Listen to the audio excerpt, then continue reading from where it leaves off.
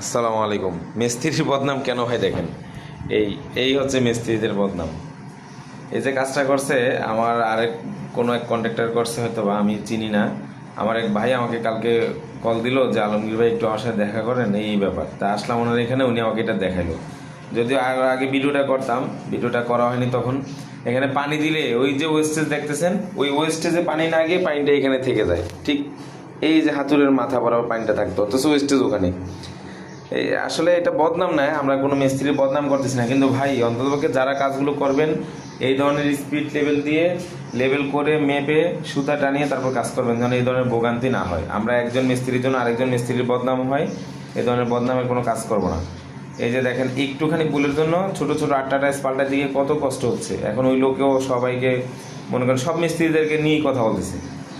ঠিক আছে, যাই হোক, সবাই সতর্কভাবে কাজ করবেন যেন কোনো কাজে ভুল না হয়। ইনশাল্লাহ সময় নিয়ে কাজ করবো আমরা। আসসালামু আলাইকুম।